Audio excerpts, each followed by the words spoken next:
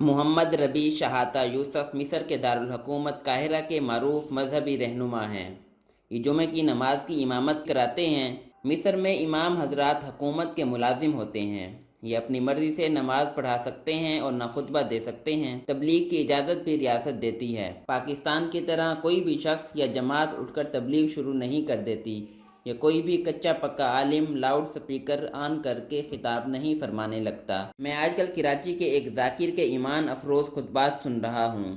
یہ کبھی برما کے جنگلوں میں لوگوں کو مار کر زندہ فرما دیتے ہیں، اور کبھی چین کے سمندروں میں پانی پر گھوڑا دوڑا دیتے ہیں، اور ڈوبے ہوئے شہزادے کو ایک ہاتھ سے زندہ باہر نکال دیتے ہیں۔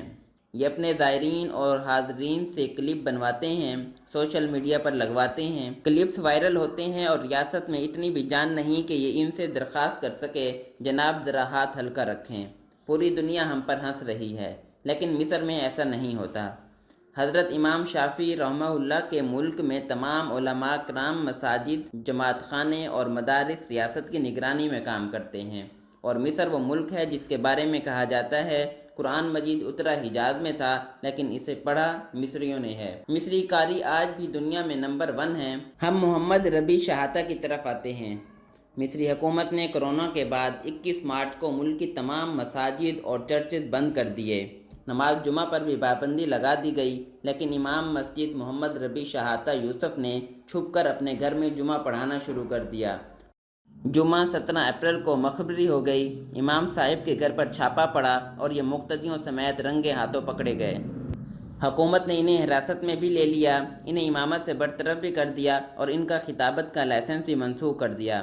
لہذا علامہ محمد ربیع شحاتہ یوسف اب ملک کے کسی حصے میں خطاب اور امامت نہیں کر سکیں گے۔ کیوں؟ کیونکہ مصر میں حکومت خطاب، قرات اور امامت تینوں کا لائسنس جاری کرتی ہے، اور لائسنس کے لیے باقاعدہ کوالیفیکیشن اور ٹیسٹ ہوتا ہے۔ وہاں کوئی بھی شخص صرف داڑھی رکھ کر صوفی، امام، خطیب، مولانا یا علامہ نہیں بن جاتا۔ وہاں مذہب انجینئرنگ اور ڈاکٹری سے زیادہ مشکل ہے۔ مصر میں ڈاکٹر یا انجینئر کوئی بھی بن سکتا ہے، لیکن عالم ہر کوئی نہیں بن سکتا۔ یہ مصر کی صورتحال تھی۔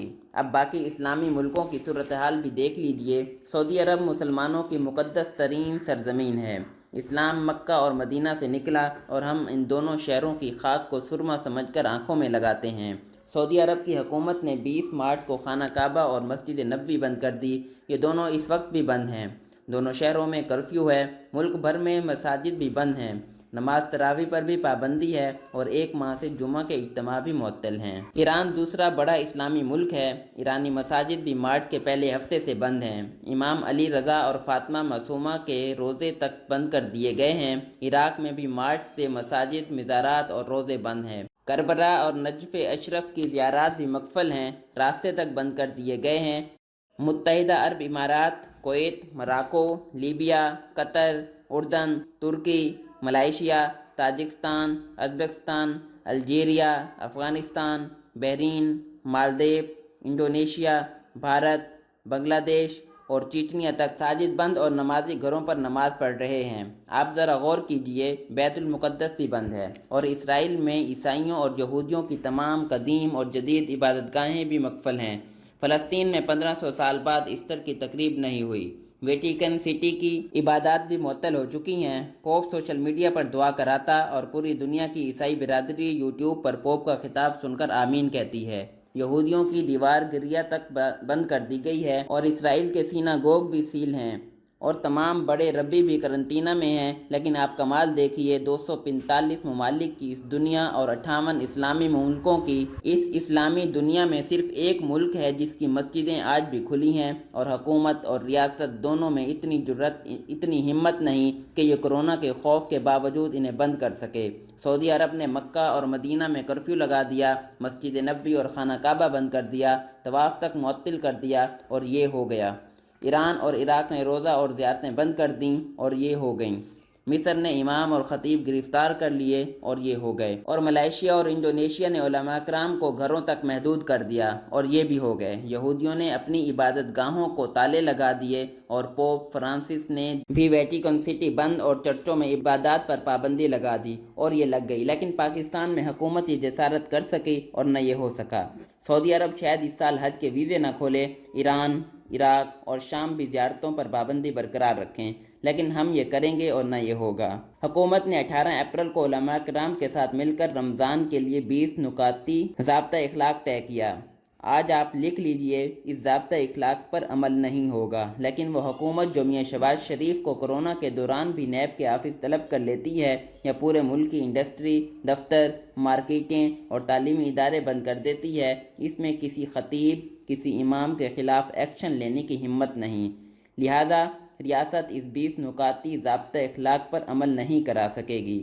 یہ آج تک علماء کرام کو چاند پر متفق نہیں کر سکی، اور یہ تو ضابطہ اخلاق ہے۔ آپ ہمارے ایمان کی مضبوطی اور مذہب سے محبت کی انتہا ملاحظہ کیجئے۔ وہ کام جو سعودی عرب، مصر، ایران، عراق، شام اور ترکی میں نہیں ہو سکا، وہ ہم پاکستانیوں نے کر دکھایا۔ ہماری مسجدوں میں جمعہ بھی ہوا، باجماعت نمازیں بھی ہوئیں، تبلیغ کا کام بھی چلتا رہا، اور ایران، عراق اور شام سے زائرین بھی ملک میں آتے رہے۔ ہم چین کے سمندر میں گھوڑے بھی دوڑاتے رہے۔ آپ حقیقت دیکھیے، خانہ کعبہ، مسجد نبوی اور امام علی رضا کا روضہ بند ہو گیا، لیکن ہمارے خطاب اور ہماری مسجدیں آباد رہیں۔ ریاست انہیں بند نہ کر سکی، اور اگر اس دوران پیر آباد کی لیڈی ایس ایچ او شرافت خان نے یہ کوشش بھی کی تو نمازیوں نے خاتون افسر کی اینک بھی توڑ دی، اس کی وردی بھی کھینچ لی اور مسجد کی دہلیز پر اسے دھکے بھی دیے۔ خاتون ایس ایچ او نے ایکشن لیا تو وزیر اعظم کے حکم پر قانون توڑنے اور لیڈی ایس ایچ او کے ساتھ بدتمیزی کرنے والوں کو رہا کر دیا گیا۔ یہ ہیں ہم اور ہماری ریاست اور ہماری حکومت۔ میں بہرحال اسے اسلام کی فتح اور پاکستانی ایمان کی کامیابی سمجھتا ہوں۔ ہم اسلامی دنیا بلکہ پوری دنیا میں لیڈ لے رہے ہیں۔ ہم نے ثابت کر دیا، ایمان اگر پختہ ہو، مرد مومن کورونا کے درمیان بھی باجماعت نماز ادا کرتا ہے، اور کورونا اسے چھونے تک کی جسارت نہیں کرتا۔ یہ ہمارے ایمان کی مضبوطی ہے۔ لیکن عجیب بات ہے، اتنے ایمان اور اتنی پختگی کے باوجود ہم دنیا کے 117 ملکوں میں ایمانداری میں 79 نمبر پر آتے ہیں۔ کورونا کے ہاتھوں تباہ ہونے والے دنیا جہاں کے کافر ملک ہم سے زیادہ ایماندار ہیں۔ ہم ادویات اور خوراک میں ملاوٹ میں دنیا کے 10 بدترین ملکوں میں شمار ہوتے ہیں۔ ہم فضائی آلودگی کے شکار ملکوں میں دنیا میں دوسرے نمبر پر آتے ہیں۔ ہم غربت، جہالت اور بیماری میں بھی بدترین ملکوں میں ہیں، اور ہم صفائی، تعلیم اور انصاف میں بھی پست ترین درجوں پر فائز ہیں۔ مجھے سمجھ نہیں آتی ہمارا ایمان یہاں آ کر کیوں سہم جاتا ہے۔ یہ برائی، جرم، بد اخلاقی، ملاوٹ، جھوٹ اور گندگی کا مقابلہ کیوں نہیں کر پاتا۔ ہمارے پیش امام، ہمارے خطیب، ہمارے مبلغ اور ہمارے علماء کورونا کو ڈرا لیتے ہیں، یہ اسے مسجدوں سے بھگا دیتے ہیں، لیکن یہ آج تک ملاوٹ، ذخیرہ اندوزی، ظلم، زیادتی اور جرم کو کیوں نہیں روک سکے۔ کافر ملک ہم سے ان شعبوں میں کیوں آگے ہیں؟ ہم کیوں آج بھی مسجدوں میں بیٹھ کر یورپ اور امریکہ سے کورونا کی ویکسین طلوع ہونے کا انتظار کر رہے ہیں؟ تاہم میں اپنے ان باطن خیالات پر اپنے علماء کرام سے معافی چاہتا ہوں۔ میں انہیں مبارکباد بھی پیش کرتا ہوں۔ ہم نے ثابت کر دیا، ہم پوری اسلامی دنیا سے بہتر مسلمان ہیں۔ ہم چیمپئن ہیں، ہم ونر ہیں۔